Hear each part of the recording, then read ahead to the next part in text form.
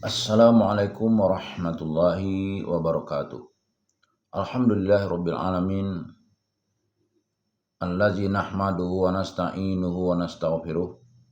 Wa na'udzubillahi min syururi anfusina wa min sayyiati a'malina. May yahdihillahu fala mudhillalah wa man yudlil falan tajida lahu waliyyan mursyida. Asyhadu an la ilaha illallah wa asyhadu anna Muhammadan abduhu wa rasuluhu la nabiyya ba'd. Allahumma shalli wa sallim ala hadzal nabiyil karim wa ala alihi wa ashabihi ajma'in. Bapak-bapak, ibu serta generasi muda yang berbahagia. Baiklah, pada kesempatan ini kita lanjutkan kembali membaca buku biografi Rasulullah, sebuah studi analitis berdasarkan sumber-sumber yang otentik yang disusun oleh Dr. Mahdi Rizqullah Ahmad, yang kita sekarang masuk kepada pembahasan orang-orang penting di dalam pengkajian sejarah ini. Baik, kita langsung bacakan. Bismillahirrahmanirrahim. Ibnu Ishaq. Nama lengkapnya adalah Abu Bakar Muhammad Ibnu Ishaq Ibnu Yasar al-Matlabi. Dia sangat loyal terhadap Qais Ibnu Mahramah Ibnu al-Muttalib Ibnu Abdi Manaf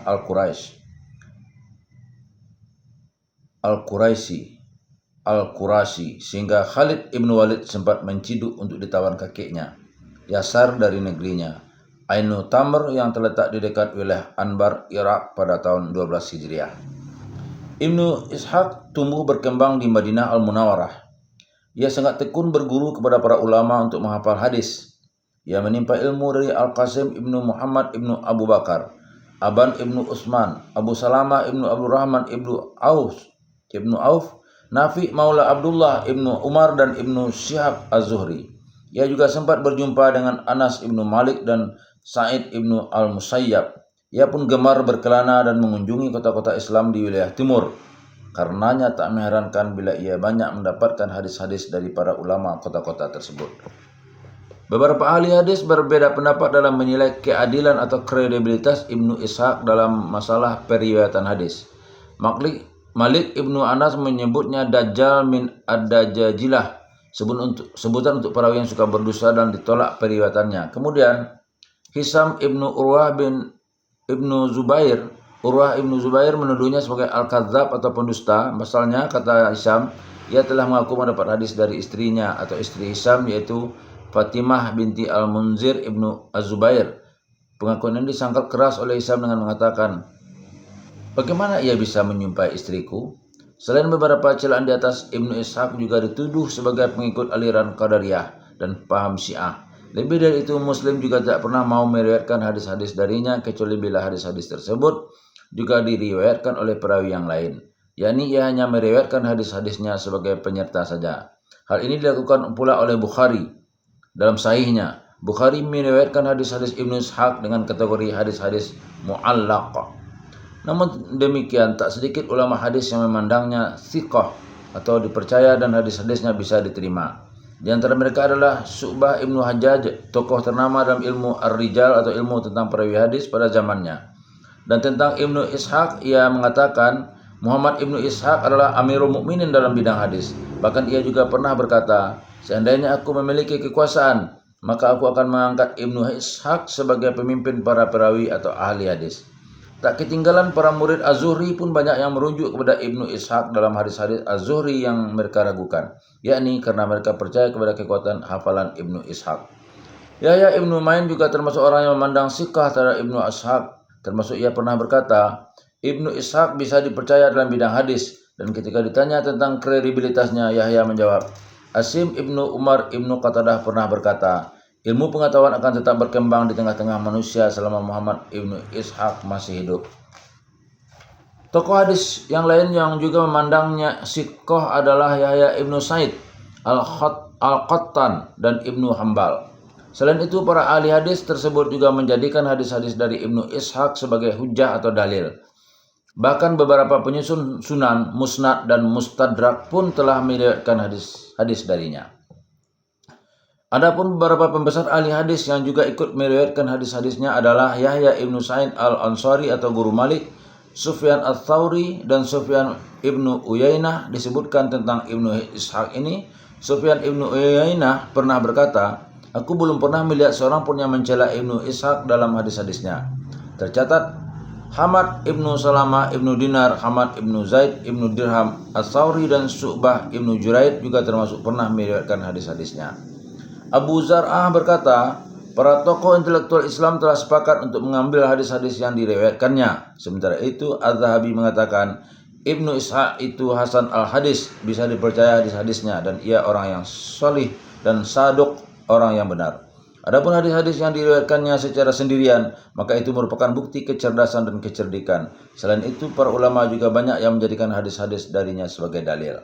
Dalam buku At-Tariq, Bukhari sering menyebut tokoh Ibnu Ishaq ini dan memandangnya siqah. Bahkan Bukhari tidak pernah menempatkannya ke dalam golongan para perawi yang dhaif. Terkait dengan hal ini, Ibnu Adi menambahkan, aku telah meneliti hadis-hadisnya yang sangat banyak, tetapi saya tidak menemukan hadis yang bisa dikategorikan dhaif. Memang pada tahap tertentu ia pun pernah melakukan kesalahan dan mendapat celah dalam beberapa hal sebagaimana yang lain.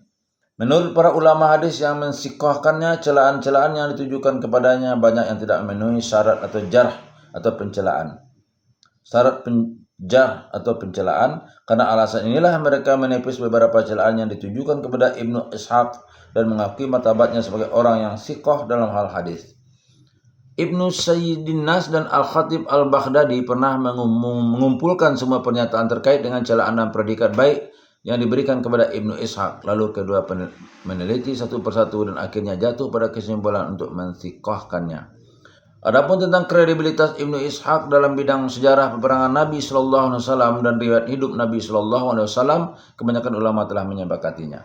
Singkat kata, mayoritas ahli hadis sepakat menilai hadis-hadis yang diriwayatkan Ibnu Ishaq adalah pada derajat hasan li dzatihi, apabila ia menyebutkan dengan jelas perawi pertamanya dan meriwayatkannya dengan isnad yang bersambung dan perawi-perawinya siqah. Yang demikian itu karena Ibnu Ishaq sering melakukan waham atau mengaku mendengar sendiri hadis yang diriwayatkannya dari orang yang disebut namanya.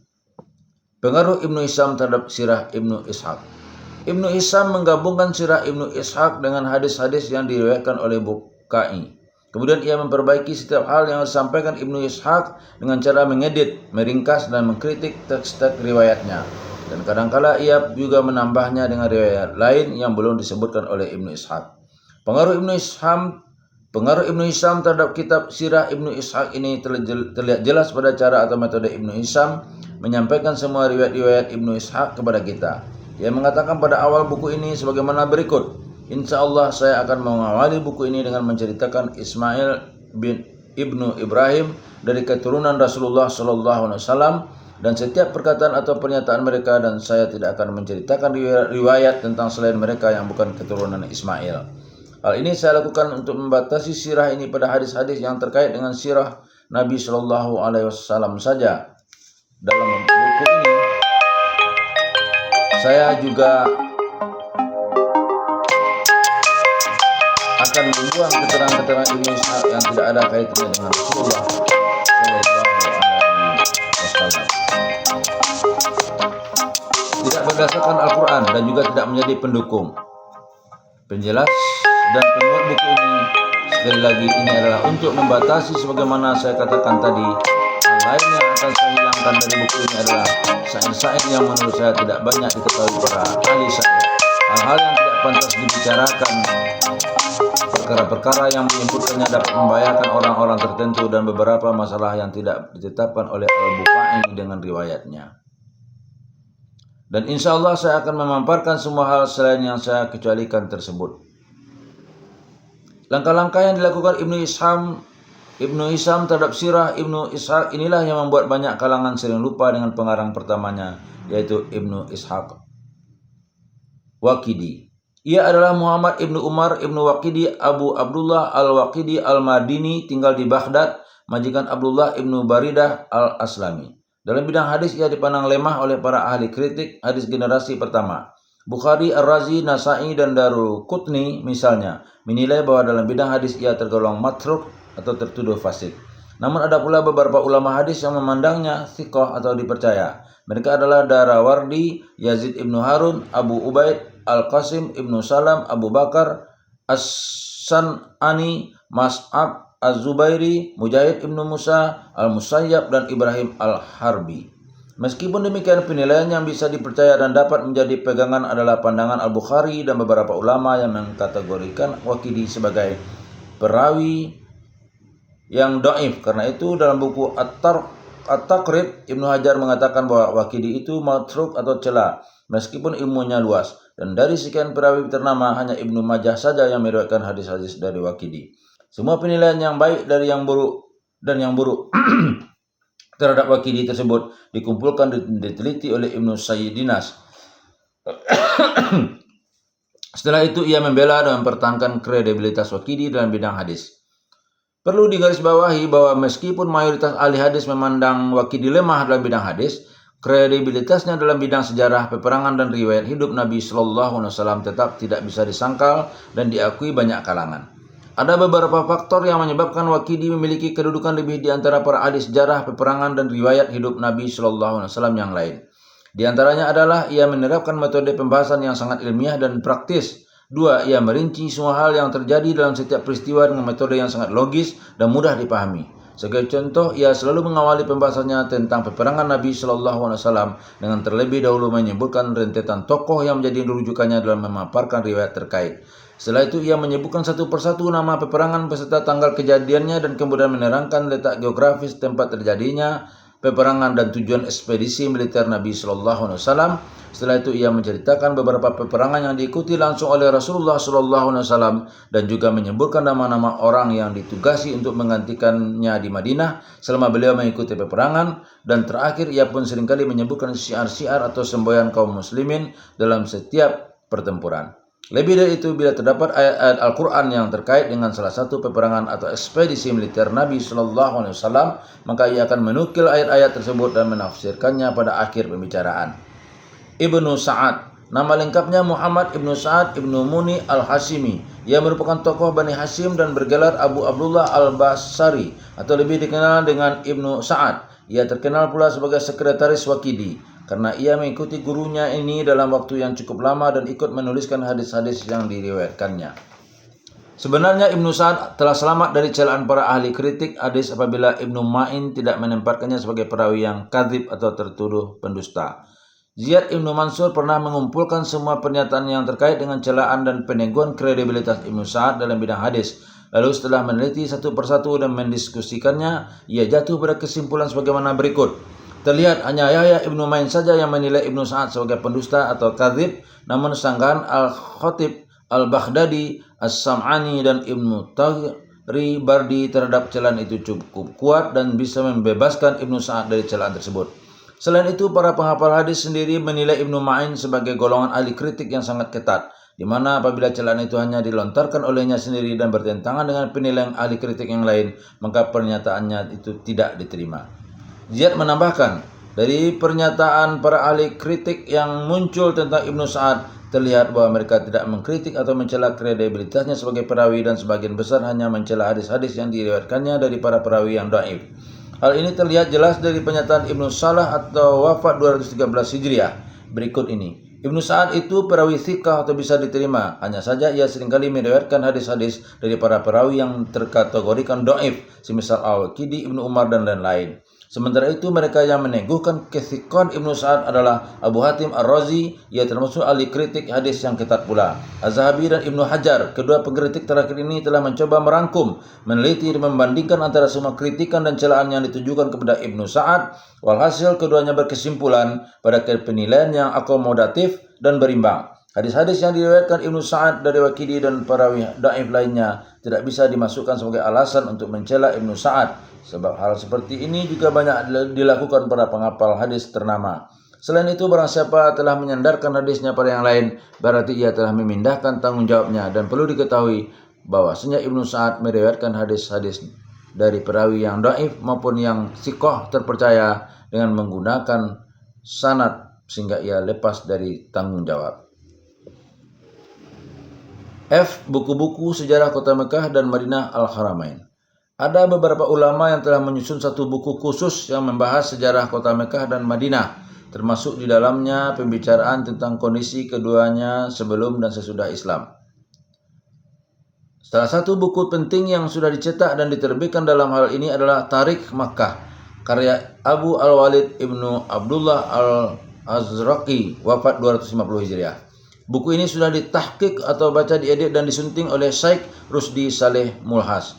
Adapun buku-buku tentang sejarah Mekah Madinah yang hingga kini belum dicetak adalah seperti karya Ibnu Najjar, Abu Abdullah Al-Baghdadi, Muhammad Ibnu Mahmud Ibnu Al-Hasan Ibnu Hibatullah yang berjudul Tarikh Makkah wa Ma Ja'afa Fiha min Al-Athar. Sedangkan buku Ibnu Najjar yang berjudul Ad-Durrah Ats-Tsamaniyah fi Akhbar Al-Madinah kini telah dicetak dan diterbitkan oleh Saleh Muhammad Jamal di Mekah pada tahun 1966 Masehi dengan judul Akhbaru Madinati Ar-Rasul wa Tarikh Makkah li Al-Faqihi, wafat 280 Hijriah. Ia juga memiliki beberapa buah karya yang masih tersimpan dalam bentuk manuskrip dan sebagian telah difotokopi di Beirut pada tahun 1963 Masehi. Buku ini telah disunting oleh Abdul Malik Ibnu Dahis pada tahun 1407 Hijriah. Buku-buku sejarah Al-Haramain lainnya adalah 1. Tarikh Al-Madinah karya Ibnu Zabalah, wafat sebelum tahun 200 Hijriah. 2. Tarikh Al-Madinah karya Ibnu Bakar, wafat 256 Hijriah. 3. Tarikh Al-Madinah karya Umar Ibnu Sabbah, wafat 262 Hijriah. Buku ini telah dicetak oleh Al-Syekh Al-Said Habib Mahmud Ahmad, pengurus Badan Wakaf Madinah Munawarah, dan telah disunting oleh Fuhaim Saltut pada tahun 1399 Hijriah atau 1979 Masehi. Buku ini memuat banyak sekali fakta dan data yang berhubungan dengan sejarah hidup Nabi Sallallahu Alaihi Wasallam. 4. Buku Shifa'u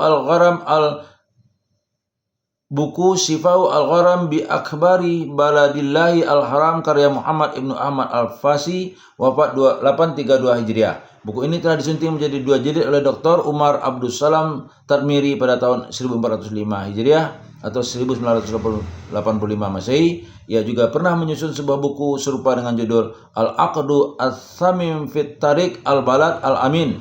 5. Buku Wafa'u Al-Wafa bi Akhbari dari Al-Mustafa karya As-Samhudi, wafat 922 Hijriah. Terakhir kali buku ini dicetak dalam 3 jilid dan disunting oleh Muhammad Muhyiddin Abdul Majid. Penggunaan beberapa fakta dan data dari buku ini tentu saja saya lakukan setelah terlebih dahulu meneliti sanad-sanadnya dan memilih kesahihan masing-masing.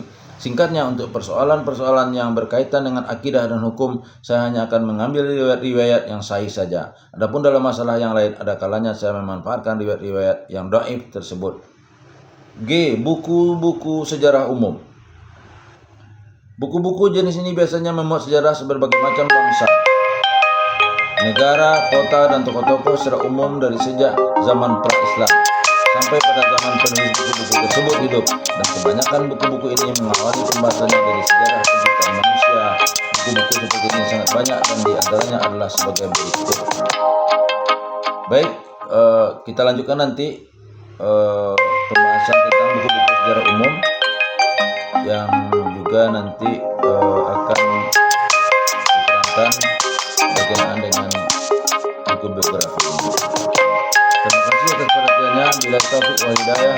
Assalamualaikum warahmatullahi wabarakatuh.